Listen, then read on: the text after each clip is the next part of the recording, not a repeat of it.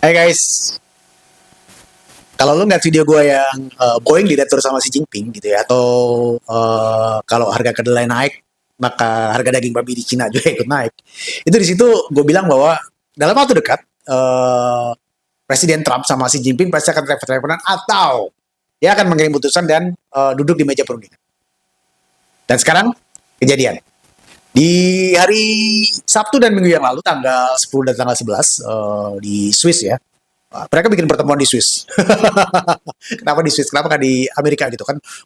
Kayak Indonesia gitu. Wah, langsung datang ke Amerika gitu. Inggris, wah, Steinmeier datang ke Amerika gitu. Perdana Menteri Kanada yang baru datang ke Amerika gitu. Perdana Menteri Italia datang ke Amerika.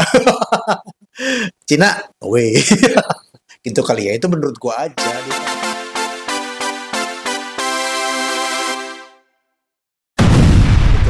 Nah, perundingannya berlangsung di Swiss. By the way, Swiss ini juga pusat atau markas dari WTO, World Trade Organization, ya, meskipun bisa dibilang pertemuan ini tidak disponsori oleh WTO, tapi ya di sana WTO juga menemui sih ke kedua uh, kedua apa nih? Dua delegasi. Anyway, pertemuan ini dilaksanakan di Swiss pada hari Sabtu dan Minggu kemarin, tanggal 10 dan tanggal 11, pada saat Indonesia sedang berada dalam kondisi long weekend. Karena libur dari hari Sabtu, Minggu, Senin, Selasa gitu. Video ini dibuat juga masih hari Selasa sih. Amerika sendiri diwakili oleh Menteri Keuangannya yang namanya Scott Bessent, sama United States Trade Representative namanya Jamieson Greer. Representatif ya, meskipun mereka memanggilnya tuh Mr. Ambassador. Padahal representatif, kalau Indonesia tuh namanya salesman, sales representative. China diwakili oleh He Lifeng. He Lifeng ini adalah wakil Perdana Menteri dan anggota Politburo. Anggota Politburo. Kalau kita bilang anggota Politburo berarti orang yang sangat penting di China. Orang yang sangat penting. Kenapa? Karena dari 1,4 miliar penduduk Cina, anggota Politburo Partai Komunis Cina cuma ada 24. Dan lu pasti tahu, kalau lu nonton video ini, pasti lu orang-orang yang tahu bahwa ya Partai Komunis Cina itu ya definitely adalah pengendali negara China gitu. Nggak ada partai yang lain gitu. Semuanya dikendalikan oleh Partai Komunis China gitu. Sekjennya Xi Jinping, yang step sekjen Partai Komunis Cina itu juga adalah presiden dari China. Lama ngomong itu ya? Oh iya, orang penting. Nah, karena tingginya level orang-orang yang mengikuti perundingan ini, jadi ini bisa dibilang ini adalah perundingan tingkat tinggi. Dari Amerika yang diwakili oleh menteri itu pejabat senior ya, pejabat tinggi gitu ya, menteri keuangan, apalagi menteri keuangan, dan China yang diwakili di sini, China diwakili oleh He Lifeng, yang adalah merupakan wakil perdana menteri dan anggota Politburo. Nah, pentingnya kedua tokoh ini menandakan bahwa pentingnya pertemuan ini. Pentingnya bahwa pertemuan ini harus segera dilaksanakan. Setelah sebelumnya kedua belah pihak ini masih gaya-gayaan, masih jual mahal bahwa lu jual gua beli, lu beli gua tarifin. Gitu kali ya omongannya ya, karena kan ini ngomongin tarif. Itu akhirnya mereka tidak, dalam tanda kutip, tidak kuat juga mengalami tekanan-tekanan, terutama tekanan-tekanan dari masyarakat atau rakyat mereka sendiri. Ya gimana pun juga pemimpin negara kan yang bisa menekan mereka adalah rakyat mereka sendiri. Nah, kita ambil contoh Amerika. Pada pertama-tama perang dagang yang dilakukan yang tujuannya adalah untuk menurunkan defisit perdagangan Amerika terhadap China dan dunia, tapi terutama yang paling besar terhadap China, itu Apple sudah meminta dispensasi dan kemudian memang diberikan gitu ya, pengecualian tarif, artinya tarif yang 145% itu tidak dikenakan kepada industri atau komponen peralatan elektronik. Di dalam ini Apple ini belum bisa bayangin kalau Apple ditarifin segede gitu, apalagi Apple itu 90% gitu dibuat di China gitu. Semuanya dibuat di China. Bisa dibilang hampir semuanya dibuat di China. Akan jadi berapa harganya itu? Terus kemudian diikuti oleh industri komponen otomotif. Yang kemudian juga granted. Jadi diberikan pengecualian. Nah, terus banyak lagi nih lembaga-lembaga atau industri-industri atau bahkan perusahaan-perusahaan secara spesifik meminta bahwa ini untuk ditinjau kembali. Ya, supaya tetap menjaga citranya, ya nggak semua disetujui sama Trump itu. Trump mencari picking aja yang mana yang kira-kira mempengaruhi hajat hidup orang banyak, itu akan diberikan dispensasi duluan gitu. Tapi kalau ada permintaan misalkan nih kayak dari Nike minta loh guys, Adidas, Chipotle, Delta Airlines supaya komponen pesawat terbang dibebaskan. Dan sebenarnya masih banyak lagi, termasuk adalah petani kedelai guys. Petani kedelai itu di Amerika itu sebagian besar tuh ada di kantong-kantong pembelinya Trump. Ya, cuman memang petani kedelai itu kan nggak semasif misalkan kalau lu ngomongin perlengkapan elektronik gitu. Yang dipakai semua orang gitu. Kalau petani kedelai, urusannya cuma petani-petani kedelai aja gitu. Nah, jadi pressure-pressure ini yang membuat mau nggak mau, ya Trump harus cepat-cepat menentukan sikap untuk bisa paling tidak gitu ya, menenangkan dalam jangka pendek dan memperlancarkan lagi hubungan dagang atau menghidupkan lagi urat nadi perekonomian. Cuman guys, orang kalau nggak jualan, pada dasarnya semua orang itu jualan. Kalau orang nggak jualan nggak dapat duit. Kalau nggak dapat duit ya lu bisa tahu sendiri. Ya harapan akan mengecil itu yang namanya harapan kalau mengecil atau bahkan nanti hilang ya itu bisa akan menimbulkan konsekuensi yang ya yang Trump juga nggak mau menanggung resikonya kan. Nah, lu bisa bayangin bahwa hal ini juga terjadi hal yang sama, tekan-tekanan yang dialami Trump ini maksud gua, ini juga pasti dialami oleh Xi Jinping. Lu percaya nggak? Lu pasti percaya kan? Kenapa? Karena logik aja deh. Besaran ekspor yang dijual Amerika ke Cina itu cuma sepertiga dari besaran ekspor Cina yang dijual ke Amerika. Nah, kalau dengan nilai sepertiganya dari Cina aja itu Trump tuh sudah mendapatkan pressure yang segitu dahsyatnya, apalagi China. Cuman lo tahu sendiri kan yang tadi kita bahas di awal bahwa karena China ini bukan negara demokrasi, cuma negara dengan satu partai dan menerapkan ya dia memanajemen informasi dengan sangat ketat gitu, jadi nggak kita terutama kita yang tinggal jauh dari Cina gitu, itu akan sulit untuk menemukan berita-berita yang memuat dalam tanda kutip komplain-komplain atau keberatan-keberatan rakyat Cina terhadap pemerintah Cina. Itu bisa dibilang sulit ditemukan. Nah, tapi tetap aja kan bisa diperkirakan. Jadi ada yang memperkirakan bahwa dengan adanya eskalasi perang dagang Cina dan Amerika ini ada 16 juta orang Cina yang terancam kehilangan pekerjaannya. 16 juta guys. Itu I don't know, 2 kali lipat penduduk Singapura. Ya lu bisa bayangin kan, Singapura satu pulau nganggur semua. Kisru nggak? Ini simplifikasi aja ya guys ya, supaya dapat gambaran gitu, 16 juta itu sebanyak apa sih? Atau Jakarta lah penduduknya. 10, 11, 13, atau 15 juta. Satu Jakarta nganggur semua. Rusuh nggak? Ya meskipun itu dari 1,4 miliar penduduk China ya pasti tetap akan ada menimbulkan keresahan lah gitu ya. Kalau nggak ekstrim itu ya berarti paling nggak ada keresahan-keresahan. Nah, itu sebenarnya sudah kelihatan angkanya gitu. Jadi di bulan April 2025 ini ekspor Cina ke Amerika itu turun dari 41 miliar tahun lalu menjadi hanya 33 miliar. Turun 21%. Nah, jadi mau nggak mau gimana? Ya Trump sama Xi Jinping sama-sama punya kepentingan untuk ketemu, berunding.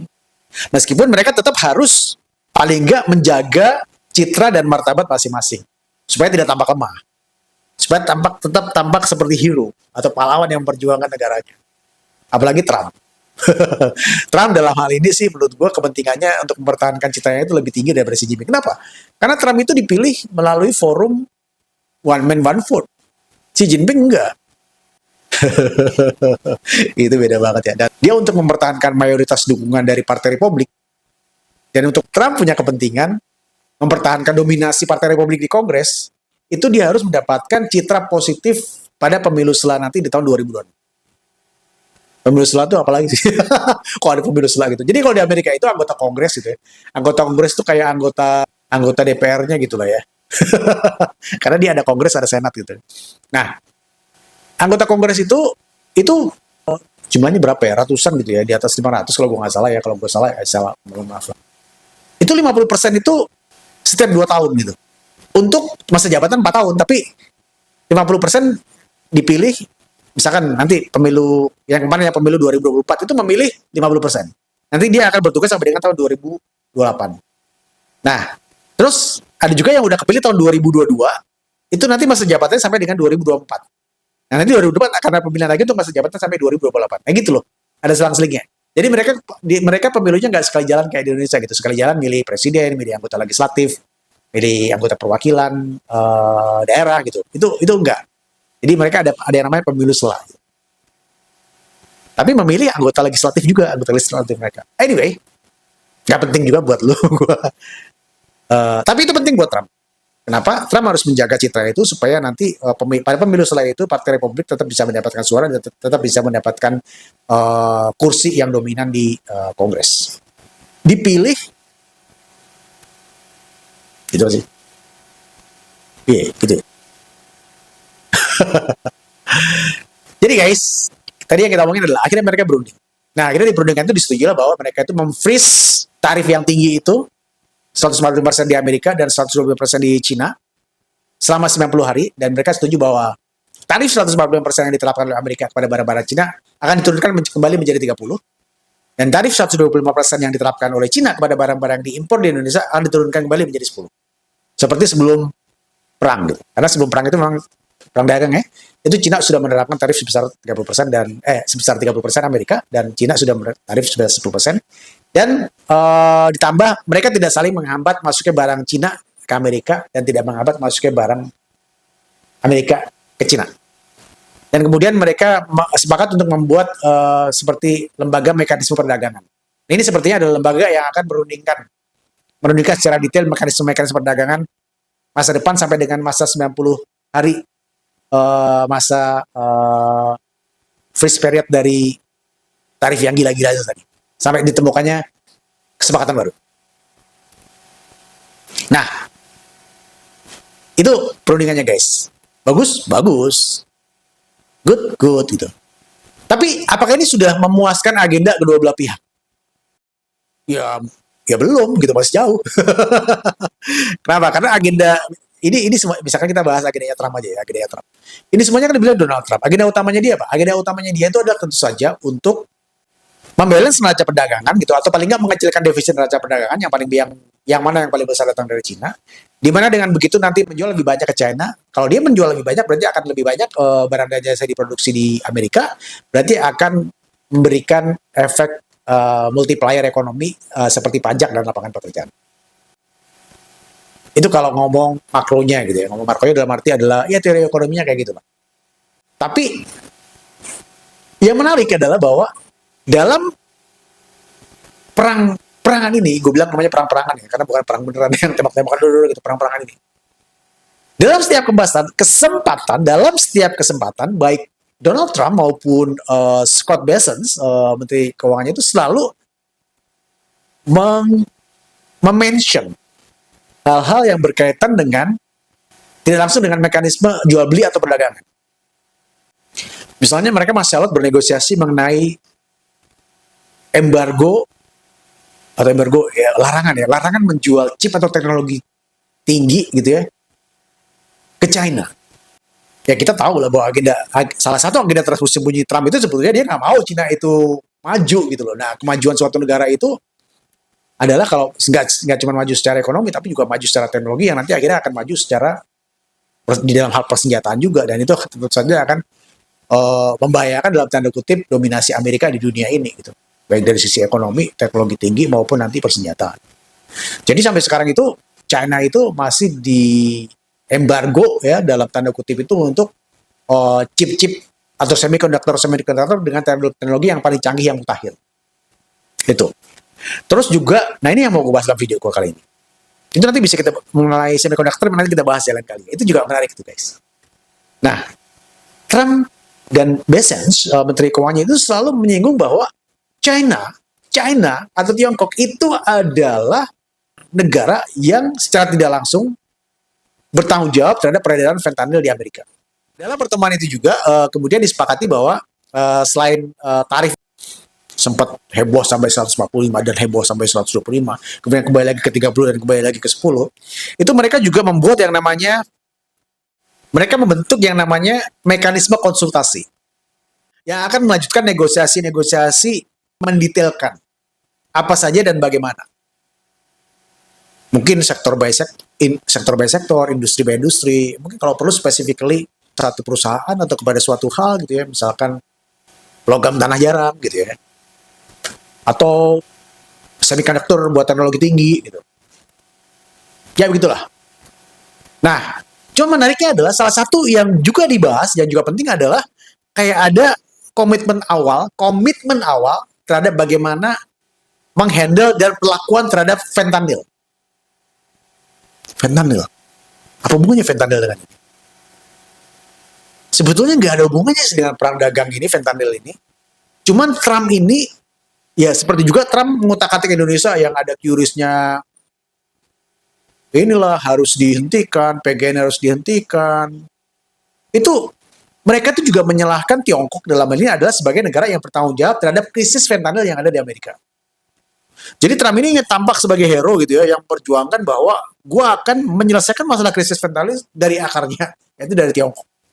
Jadi seperti ada kesepakatan awal bahwa ini adalah ini adalah krisis, tapi bagaimana menyelesaikannya ya nanti kita lihat sambil jalan gitu. Karena Tiongkok juga nggak mau dituduh bahwa masalah krisis fentanyl lu bukan karena gua gitu. Itu karena lemahnya aja sistem penegakan hukum di negara lu gitu. Sama karena ya memang ternyata lu punya warga negara demand-nya terhadap fentanyl sangat tinggi gitu. Jadi orang-orang di sana memang suka mabok fentanyl gitu. Jadi ya lu tahu sendiri selama ada demand-nya ya lu mau tutup pintu ini, mau tutup pintu ini, mau tutup pintu ini, apalagi lu tahu kan yang namanya Amerika gitu ya. Kalau nggak peta Amerika gitu ya. Itu perbatasan dengan Meksiko itu panjang. Jadi mau masuk dari mana ya gampang aja, banyak banget itu pintu masuknya.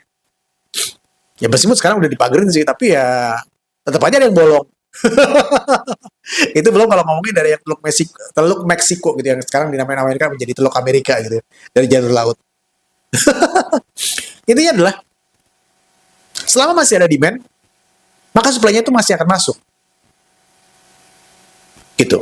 Nah, dan krisis fentanyl ini memang benar-benar krisis yang sangat dahsyat di Amerika.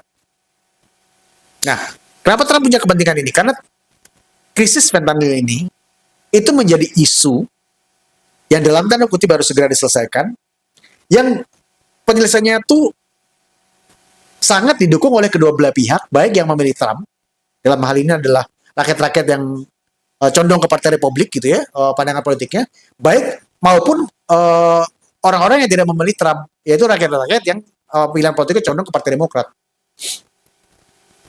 Jadi kalau dia mengangkat ini adalah untuk kepentingan populisnya, bahwa dia memperjuangkan Amerika,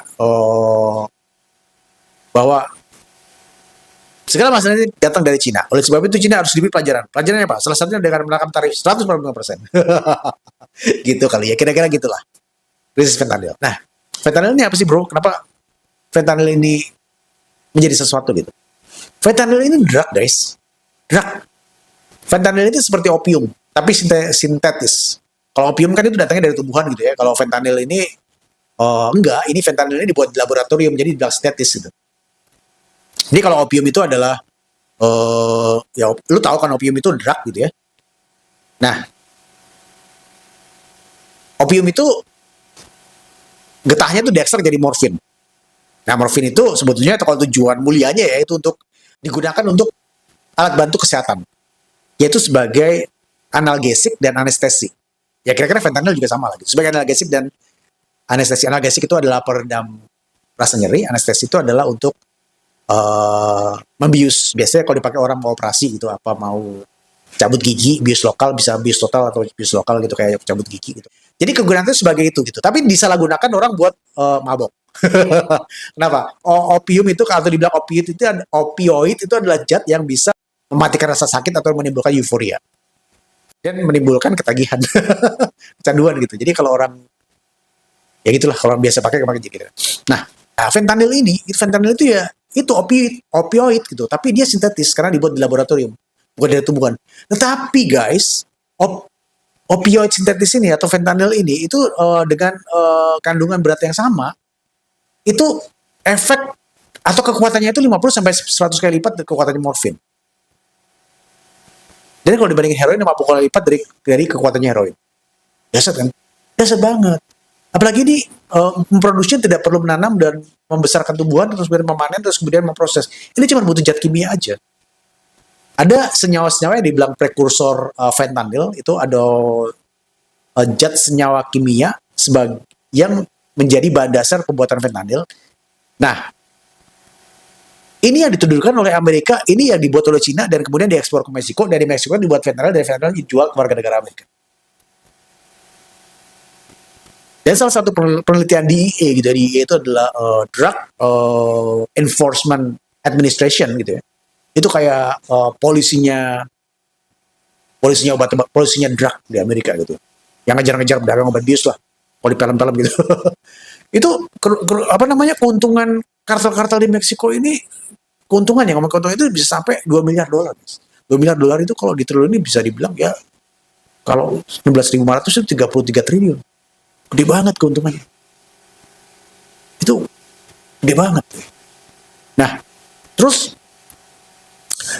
kenapa ini menjadi krisis? Karena ternyata di Amerika itu 2 dari setiap 300 penduduk Amerika itu adalah pecandu opioid. Pecandu opioid itu ya ada pecandu morfin, pecandu heroin, pecandu fentanyl gitu. Nah, ditengarai sekitar 70% dari pecandu itu adalah pecandu dari fentanyl. Karena fentanyl ini bentuknya gampang, cuma pil. Kalau heroin kan kalau nggak di film-film gitu ya, itu bubuk gitu ya. Ini pil. Jadi nggak perlu disuntikin gitu, pil aja, cuma ditelan aja gitu. Dan ini kebanyakan disembunyikan, yaitu dalam bentuk pil, ya itu adalah memalsukan kayak pil buat mengurangi stres, itu kayak Xanax gitu. Jadi Xanax palsu itu dimanfaatkan sebagai sarana untuk menjual fentanyl. Sehingga kesannya itu mengkonsumsi Xanax, padahal itu dalamnya fentanyl. Tentu saja ini ilegal ya, gue ngomongnya ilegal karena semua penjualan morfin, penjualan heroin, penjualan fentanyl ini di semua negara ini adalah ilegal kecuali yang diresepkan oleh orang atau badan atau pihak yang memang diberikan otorisasi untuk memberikan resep, terutama untuk keperluan kesehatan atau kedokteran, dunia kedokteran. Lu tau nggak berapa nilai kerugiannya ini? Amerika dalam hal ini White House itu punya hitungan, itu kerugian dalam 1 tahun itu bisa sampai 2,7 triliun dolar. 2,7 triliun dolar, guys. Ini gue nggak ngomongin miliar dolar ya, gue ngomongin triliun dolar, bukan triliun rupiah, triliun dolar, 2,7 triliun. Hitungannya gimana? Ya hitungannya ya suka-suka dia lah. Hitungannya gimana? Nah, kerugiannya datang dari mana? Kerugiannya datang dari biaya kesehatan. Jadi dari 2 juta pecandu itu tadi kan, itu butuh biaya kesehatan itu. Jadi ada yang bilang bahwa untuk setiap satu pecandu itu butuh biaya pengobatannya itu sekitar 20.000 dolar gitu. 20.000 dolar itu ya lumayan juga tuh. Kalau misalkan di rupiahin itu bisa sampai 300 juta lebih. Satu orang. Dan di sana 2 juta pecandu. Terus kerugiannya itu juga datang dari hilangnya produktivitas. Ya kalau lu pecandu ya pasti lu produktivitasnya jadi hilang gitu. Karena lu nggak bisa konsen, lu maunya cuma sakau terus. Sakau itu apa sih? So tau banget gue. Ya intinya adalah lu mabuk-mabukan terus. Mereka yang suka mabuk-mabukan terus. Sama yang paling parah adalah orang yang mati gitu. Tahun lalu, tahun 2024 itu, yang mati itu diperkirakan ada 110.000 orang. Jadi lu bayangin, 110.000 orang mati. Artinya apa? Artinya produktivitasnya orang mati ini kan nol. Yang tadinya orang hidup bisa produktif, bisa menghasilkan sesuatu, terus mati, ya nol. Terus biaya yang ditimbulkan dari penanganan masalah hukum.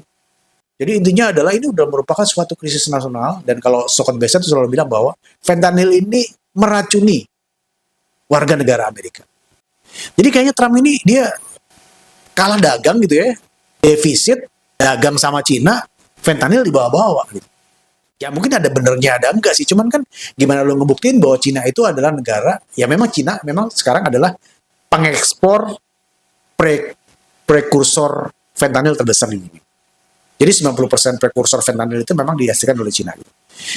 Tapi kan formally kan Cina sudah bilang, sejak tahun 2019 dia membuat peraturan yang sangat keras mengatur peredaran fentanyl ini. Jadi nggak sembarang juga bisa ngekspor. Tapi memang ditenggarai, di Meksiko itu supply fentanyl nggak kurang-kurang gitu. Ada terus gitu. Dan membuat 2 juta orang Amerika itu kecanduan terus gitu. Dan itu nggak selesai-selesai. Itu datangnya dari mana? Ya memang kemungkinan dari Cina sih. Tapi pembuktiannya kan susah. Karena ini adalah clandestine. Semuanya dilakukan di bawah tanah. Nah, jadi ini salah satu juga yang udah mempunyai kesepakatan awal. Terlepas dari tadi tarif yang dibicarakan tadi juga bahwa Trump dalam hal ini dia bisa bilang, saya memaksa Cina untuk memberikan perhatian lebih untuk men-stop peredaran fentanyl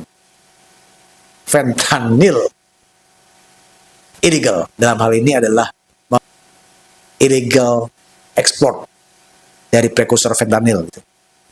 Baik Amerika maupun Meksiko. Ya kayaknya sih untuk sementara Cina iya aja, tapi dia tetap membantah gitu bahwa itu bukan dari gua gitu loh. Itu negara lu aja yang nggak bisa mempunyai law enforcement yang sangat rendah. Sehingga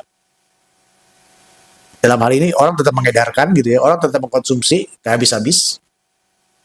Ya, kalau lu nggak bisa ngatur negara lu sendiri sama warga lu sendiri, ya jangan salahin gua. Gitu. Cina juga bilang ini semua tetap terjadi karena ada demand-nya gitu. Di negara lu, di Amerika ada demand-nya. Intinya kan kalau nggak ada demand ya itu beredar nggak ada demand gitu. Padahal itu harganya udah mahal banget tuh guys. Jadi harganya bisa dibilang udah menjadi 10 kali lipat dari harganya heroin. Kenapa? Karena gampang dikonsumsinya. So tau banget sih gue, kayak pernah aja. Atau lu pernah guys? Gue harap sih enggak ya.